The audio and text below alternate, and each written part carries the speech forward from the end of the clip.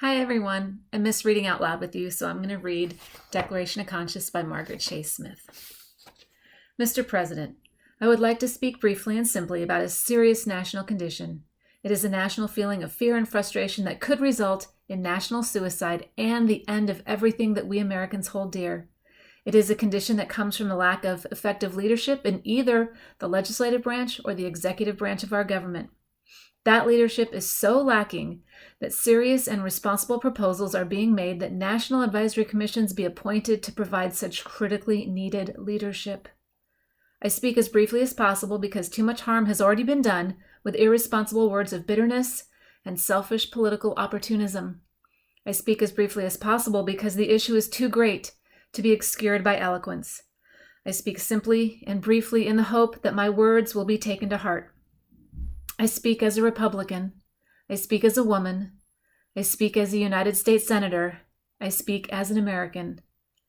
The United States Senate has long enjoyed worldwide respect as the greatest deliberative body in the world, but recently that deliberative character has too often been debased to the level of a form of hate and character assassination sheltered by the shield of congressional immunity.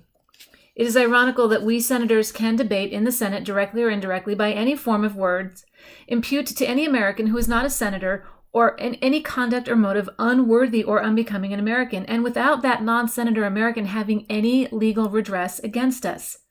Yet if we say the same thing in the Senate about our colleagues, we can be stopped on the grounds of being out of order. It is strange that we can verbally attack anyone else without restraint and with full protection, and yet we hold ourselves above the same type of criticism here on the Senate floor. Surely the United States Senate is big enough to take self-criticism and self-appraisal. Surely we should be able to take the same kind of character attacks that we dish out to outsiders. I think that it is high time for the United States Senate and its members to do some soul-searching, for us to weigh our consciences on the manner in which we are performing our duty to the people of America, on the manner in which we are using or abusing our individual powers and privileges. I think that it is high time that we remember that we have sworn to uphold and defend the Constitution. I think that it is high time that we remember that the Constitution, as amended, speaks not only of the freedom of speech, but also of trial by jury instead of trial by accusation. Whether it be criminal prosecution in court or a character prosecution in the Senate, there is little practical distinction when the life of a person has been ruined. Those of us who shout the loudest about Americanism and making character assassinations are all too frequently those who, by our own words and acts, ignore some of the basic principles of Americanism. The right to criticize, the right to hold unpopular beliefs, the right to protest, the right of independent thought. The exercise of these rights should not cost one single American citizen his reputation or his right to a livelihood, nor should he be in danger of losing his reputation or livelihood merely because he happens to know someone who holds unpopular beliefs. Who of us doesn't? Otherwise, none of us could call our souls our own. Otherwise, thought control would have set in. The American people are sick and tired of being afraid to speak their minds lest they be politically smeared as communists or fascists by their opponents. Freedom of speech is not what it used to be in America. It has been so abused by some that it is not exercised by others. The American people are sick and tired of seeing innocent people smeared and guilty people whitewashed. But there have been enough proved cases, such as the Amerasia case, the Hiss case, the Copeland case, the Gold case, to cause the nationwide distrust and strong suspicion that there may be something to the unproved sensational accusations. As a Republican, I say to my colleagues on this side of the aisle that the Republican Party faces a challenge today that is not unlike the challenge that it faced back in Lincoln's day.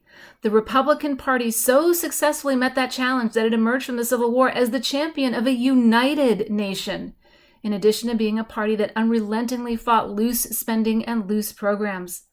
Today, our country is being psychologically divided by the confusion and the suspicions that are bred in the United States Senate to spread like cancerous tentacles of know-nothing, suspect everything attitudes.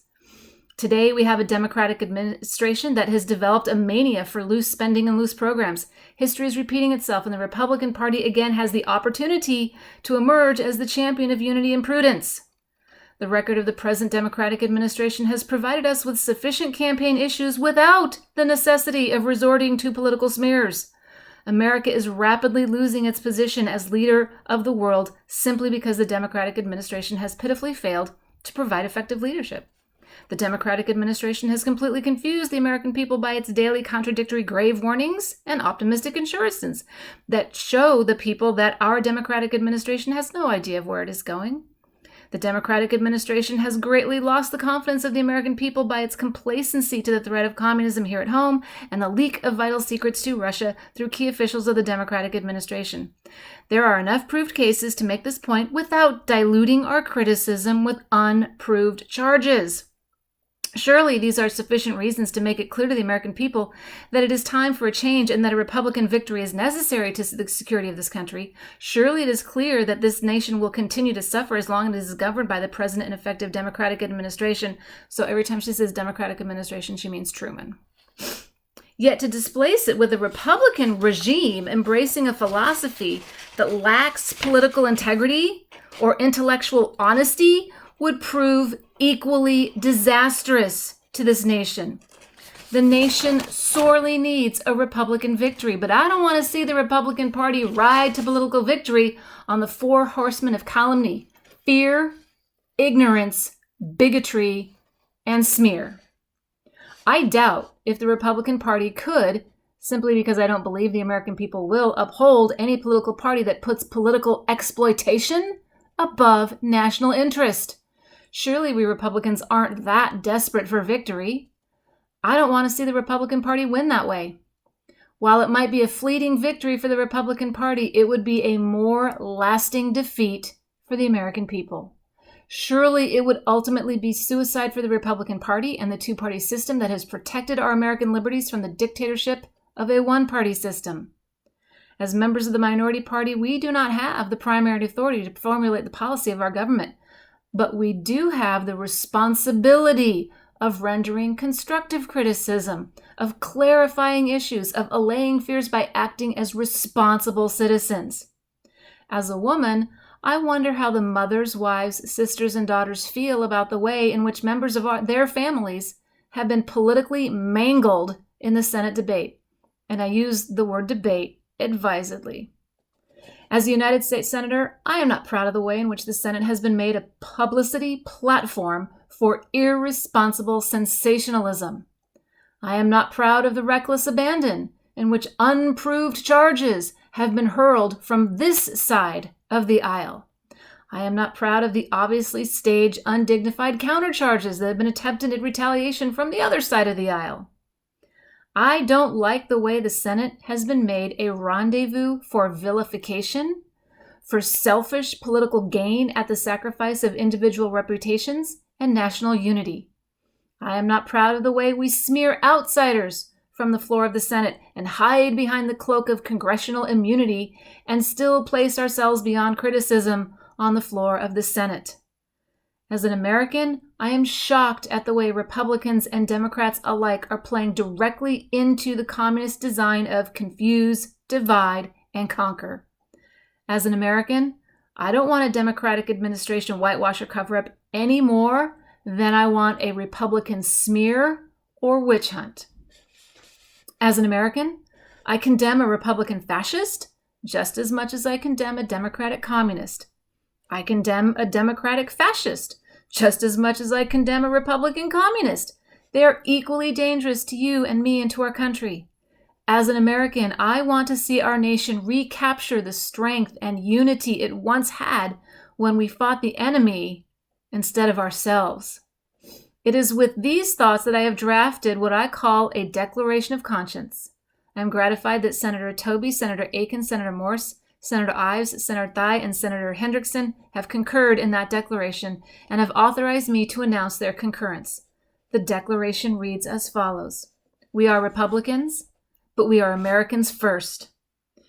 It is as Americans that we express our concern with the growing confusion that threatens the security and stability of our country. Democrats and Republicans alike have contributed to that confusion. The Democratic administration has initially created the confusion by its lack of effective leadership, by its contradictory grave warnings and optimistic assurances, by its complacency to the threat of communism here at home, by its oversensitiveness to rightful criticism, by its petty bitterness against its critics. certain elements of the Republican Party have materially added to this confusion in the hopes of writing the Republican Party to victory through the selfish political exploitation of fear, bigotry, ignorance, and intolerance. There are enough mistakes of the Democrats for Republicans to criticize constructively without resorting to political smears. To this extent, Democrats and Republicans alike have unwittingly but undeniably played directly into the communist design of confuse, divide, and conquer. It is high time that we stopped thinking politically as Republicans and Democrats about elections and started thinking patriotically as Americans about national security based on individual freedom. It is high time that we all stopped being tools and victims of totalitarian techniques that, if continued here unchecked, will surely end what we have come to cherish as the American way of life. And now you have a quick reflection assignment to do with that piece by Margaret Chase Smith.